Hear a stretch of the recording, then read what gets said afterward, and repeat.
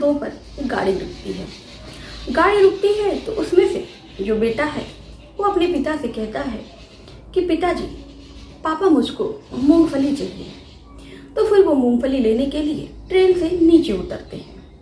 अब फिर जब वो देखते हैं कि मूंगफली एक महिला बेच रही है, महिला के पास जाते हैं और कहते हैं 20 रुपए की मूंगफली बना दो। अब जो महिला थी वो मूंगफली बनाने लगती है और बनाकर उसके बच्चे को थमाती है। और जब वो आदमी था जब उसको पैसा देने लगता है तो जब वो अपनी नज़र घुमाती है उसकी तरफ तो वो देखकर बिल्कुल चौंक जाती है और उसके होश उड़ जाते हैं। और ऐसे ही कुछ इस आदमी के साथ भी होता है। ये आदमी भी उस महिला को देखता है तो बिल्कुल चौंक जाता है।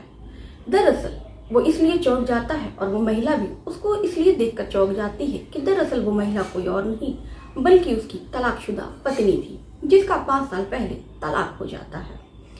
तो इस कहानी को अगर आपको पूरा जानना है तो हमारे वीडियो के अंत तक आपको बने रहना होगा कि आखिर में कैसे जो उसकी पत्नी थी उसका तलाक हो जाता है और फिर तलाक होने के बाद वो जो पत्नी थी उसकी स्टेशन पर दर दर मूंगफली बेचकर अपनी जीविका चला रही थी। तो आदाब, शक्ति का नमस्कार। हाजिर हूँ मैं हाइबर क्राइम तक में आपके साथ। उम्मीद है हाइबर क्राइम तक की फैमिली अच्छी होगी, स्वस्थ होगी, मस्त होगी, अपना ख्याल रख रही होगी। इस घटना का जिक्र करूँ इससे पहले आपसे गुजारिश है, एक विनती है कि अगर आप जो चैनल पर नए हैं तो चैनल को सब्सक्राइब कर लें।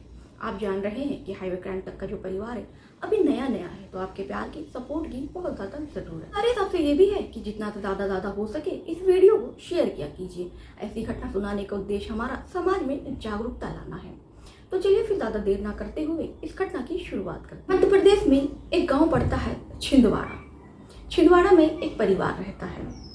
परिवार का जो मुखिया था उसका नाम किशन यादव था। किशन यादव अपने बेटे की शादी खोजते हैं।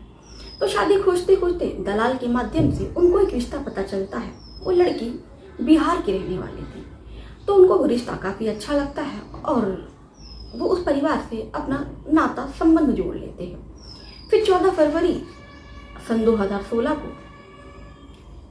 को बिहार बारात जाती है। बड़ी धूमधाम से बारात जाती है और बारात जाने के बाद जो लड़की होती है उसका नाम अंजलि यादव था और जिससे उस लड़के की शादी लगी थी उसका नाम अमन यादव था। यादव अपनी पत्नी को बड़ी धूमधाम से लेकर अपने घर आता है और सब कुछ दोनों बड़े खुशी से प्यार से रहने लगते हैं। अमन की शादी को 1 साल हो जाता है। तभी देखते देखते जो अंजलि थी वो गर्भवती हो जाती है। अब लेकिन फिर कुछ कारणवश से जो अंजलि का जो बच्चा है वो पेट में खराब हो जाता है, तो उसको अबॉर्शन करवाना पड़ता है। और जो उसका पति था अमन यादव काफ़ी पढ़ा लिखा था, तो अपनी पत्नी को समझाता है कि कोई बात नहीं, अभी तो पूरी जिंदगी ही बची है, फिर से एक बच्चा हमें भगवान जल्दी ही दे देगा। कुछ ठीक ठाक चल रहा था। उसको जो अंजलि यादव को जैसा हर लड़की की ख्वाहिश होती है कि घर परिवार अच्छा हो, सास ससुर अच्छे हों और ननद अच्छी हो, तो सब कुछ बिल्कुल उसका जो परिवार था काफ़ी अच्छा था। सब लोग अंजलि को काफ़ी ज़्यादा चाहते थे और बिल्कुल उसको बहू की तरह नहीं बल्कि एक बेटी की तरह रखते थे।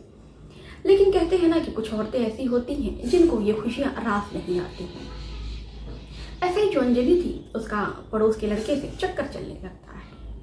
अब वो फिर क्या था, अमन से झूठ बोल के वो उससे मिलने जाया करती और उससे दिन भर फ़ोन पे बात किया करती। जब अमन उससे पूछता तुम इतनी देर तक किससे बात करती हो, तो जो अंजलि थी वो यही कह देती कि मैं अपनी सहेली से बात कर रही थी, मैं अपने घर पे बात कर रही थी, कह के वो बहाने कर दिया करती। तो जो उसका पति था वो काफ़ी सीधा साधा था, तो वो सोचता कि हो सकता है और घर पे बैठी रहती। घर पे बैठने के बाद बहुत सारे दोस्त होंगी, घर है, रिश्तेदार है, किसी न किसी से बात करती होगी।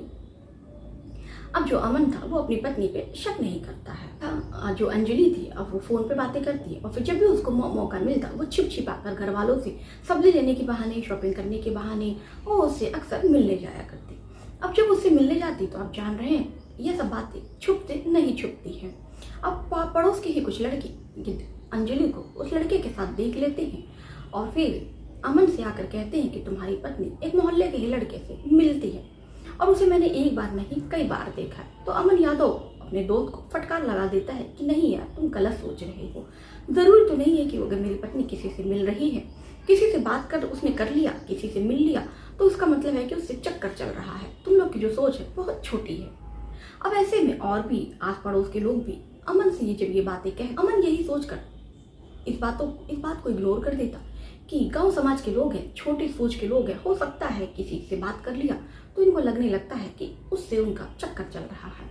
ऐसे ही अमन यादव एक रात सो रहा था। तभी जो अंजलि है उसकी नींद खुलती है तो देखता है कि अंजलि किसी से बात कर रही है। अब वो छुप कर उसकी बातें सुनने लगता है।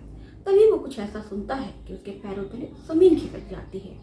अंजलि फोन में उस लड़के से कहती है कि जानू, मैं तुमसे बहुत प्यार करती हूँ और तुम मुझसे कितना दिन हो गया हमें मिले, चलो हम लोग कहीं, मैं अपने पति से झूठ बोलकर एक हफ्ते के लिए मायके जाने का बहाना कर देती हूँ, तो वहीं कहीं हम लोग होटल ले लेंगे और एक हफ्ते हम लोग साथ में रहेंगे। ये बात अमन सुनता है तो उसके पैरों तले जमीन खिसक जाती है कि जिस पत्नी पर उसने इतना विश्वास किया और जितना विश्वास करता है, मोहल्ले वाले ने भी इतना उसको समझाया, उससे कहा, लेकिन उसने अपनी पत्नी पर भरोसा किया क्योंकि उसे यकीन था कि उसकी पत्नी उसके साथ इतना बड़ा धोखा नहीं कर सकती है, इतना बड़ा छल नहीं कर सकती है। बाद वो अंजलि के पास जाता है और अंजलि से कहता है कि ये सब क्या है, तुमने मेरे प्यार क्या खूब सिला दिया, मैं तुमको क्या समझता था और तुम क्या निकली। फिर जो उसकी पत्नी थी इधर उधर की बातें करने लगती है, कहती है कि नहीं, मैं अपनी सहेली से बात कर रही थी। और फिर जो अमन था वो कहता है, अंजलि बस भी करो, अब कितना भी झूठ बोलोगी, इतने समय से तुम मुझको बेवकूफ़ बना रही हो और मेरे प्यार का गलत फ़ायदा उठा रही हो। अब अमन कहता है कि देखो, झूठ बोलने से कोई मतलब नहीं है, मैंने तुम्हारी सारी बातें सुन ली है। अब जो अंजलि थी जब वो इतना सुनती है तो शर्मिंदगी से अपना सर झुका लेती है और अपने पति का पैर पकड़कर माफ़ी मांगने लगती है और कहती है कि उससे गलती हो गई, अब वो दोबारा ऐसा कभी नहीं करेगी। अब अमन जो था वो काफ़ी भला अच्छा इंसान था, वो उसे लगता है कि शायद उसकी पत्नी से हो सकता है गलती हो गई हो, तो एक माफ़ी की सज़ा तो हर किसी को मिलनी ही चाहिए। तो वो उसको माफ़ कर देता है और समझाता है कि देखो अंजलि, अब हम दोनों इस पड़ाव पे आ गए हैं कि 1 साल हमारी शादी को बीत चुका है और जो एक बच्चा भी होने वाला था, लेकिन किसी वजह से वो बच्चा खराब हो गया। अब हमें कुछ ऐसा नहीं करना चाहिए, हमें अपने बच्चों के बारे में, आने वाले भविष्य के बारे में सोचना चाहिए। अमन जो था उसको समझा बुझा कर दोनों फिर हंसी खुशी साथ रहने लगते हैं। लेकिन कहते हैं ना कि अगर किसी के मन में एक बार कुछ गलत भावना आ जाए, गलत लत लग जाए, तो इतनी जल्दी वो कहाँ छूटती है। अब जो उसकी पत्नी थी वो अब भी उससे मिलना जुलना और बात करना नहीं बंद करती है। वो धीरे धीरे वो छिप छिपा कर उससे मिलती है, बात करती है। उसे लगता है कि जो उसका पति है वो नहीं जान पाएगा, लेकिन कहते हैं ना दोस्तों कि जो सत्य होता है वो कितना ही कड़वा क्यों ना हो और कितना ही उस पर पर्दा डालिए, एक ना एक दिन वो ज़रूर बाहर आता है। उनके घर वाले रिश्तेदार की शादी में जाते हैं। अंजलि इसलिए नहीं जाती है कि अंजलि की तबीयत नहीं ठीक रहती है, तो उसका पति कहता है कि तुम घर पर ही आराम करो, घर देखो, हम लोग होकर आते हैं। तभी सब जो उसके घर परिवार वाले थे वो निकल जाते हैं। अब जो अमन था, पता नहीं कि उसकी तबीयत रास्ते में घबराने लगती है और फिर वो रास्ते से लौट आता है। तकरीबन उसे लौटते लौटते रात के 10 बज जाते हैं जब वो आता है और उसके बाद दरवाज़ा खटखटाता है। तो अंजलि को लगता है कि कोई पास पड़ोस के लोग आ गए हैं। अंजलि जैसे ही दरवाज़ा खोलती है, अपने पति को सामने देख के हक्का और बक्का रह जाती है। अब उसके समझ में नहीं आ रहा था कि वो क्या करे। अब वो अपने पति से इधर उधर की बातें करती है, कहती है कि आप थोड़ा बाहर चले जाइए, मेरे लिए कुछ दवा ले आइए, मेरा सर दर्द हो रहा है। तो फिर जो अमन था वो कह रहा सर दर्द की गोली तो घर में भी रखी है, लेकिन फिर भी वो इधर उधर की बिल्कुल टाल मटोल के किसी बहाने वो अपने पति को बाहर भेजना चाह रही थी। लेकिन जो उसका पति था फिर वो कहता है कि ठीक है, अभी मैं कुछ कपड़े बदल लूँ, थोड़ा आराम कर लूँ, और वैसे भी इतनी रात हो चुकी है, दवाई तुमको इतनी रात को कहाँ मिलेगी, रात के 10 बज रहे हैं। अब ये कहकर जैसे ही वो अपने कमरे में जाता है, वो जो देखता है उसके बाद उसके पैरों तले जमीन खिसक जाती है और बिल्कुल वो सन्ने रह जाता है। वो देखता है कि जो उसका प्रेमी था वो बिल्कुल नग्न अवस्था में बेड पर लेटा हुआ है। अब वो देखता है तो उसके होश उड़ जाता है। अब वो दोनों को रंगे हाथों पकड़ चुका था।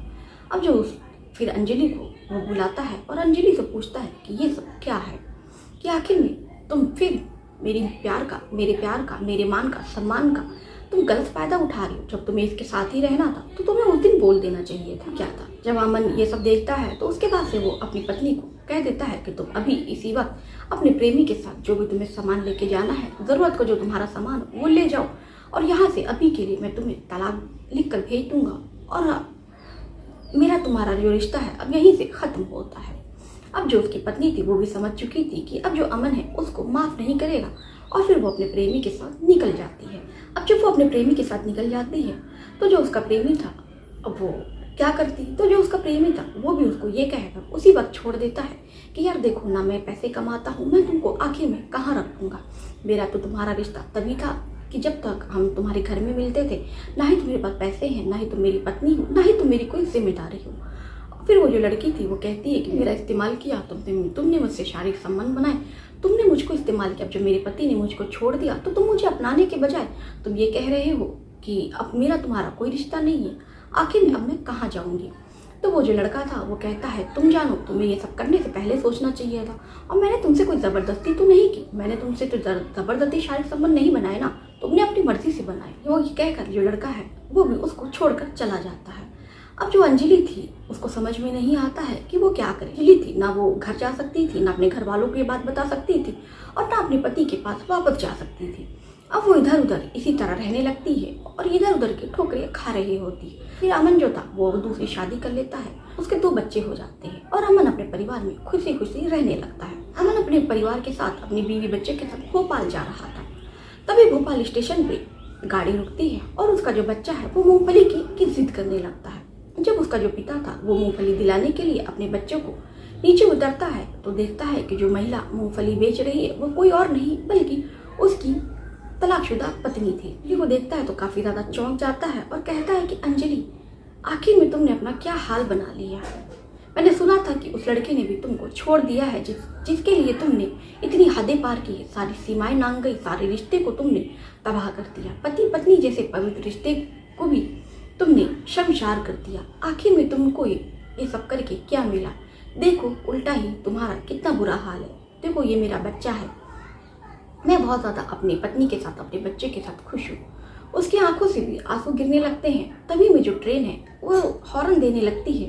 फिर जो उसका पति था उसको कुछ पैसे देता है, कहता है कि मैं इंसानियत के नाते तुमको कुछ पैसे दे रहा हूँ, रख लो, हो सकता है तुम्हारी कुछ मदद हो जाए। और फिर जो उसकी पत्नी थी वो उससे माफ़ी मांगती है। लेकिन तभी जो ट्रेन चलने लगती है तो जो उसका पति था अमन वो जल्दी से ट्रेन की ओर बढ़ता है और कहता है कि फिर कभी ज़िंदगी रही, कभी फिर स्टेशन पर कभी मैं रुका तो ज़रूर तुमसे मिलूंगा और फिर जानूंगा कि आखिर में तुम कैसे किस हाल में जी रही हो। अभी तुम्हें फ़िलहाल कुछ नहीं कर सकता। तो दोस्तों ये कहानी आपको कैसी लगी आप हमें कमेंट बॉक्स में करके अपनी राय ज़रूर बताइएगा। अगर आप किसी के लिए गड्ढा खोदते हैं, किसी के साथ कुछ बुरा करते हैं तो अक्सर ऐसा देखा जाता है कि आपके साथ भी उतना ही बुरा होता है, और अक्सर दूसरों के लिए गड्ढा खोदते खोदते कब आप उस गड्ढे में खुद गिर जाते हैं आपको पता नहीं चलता।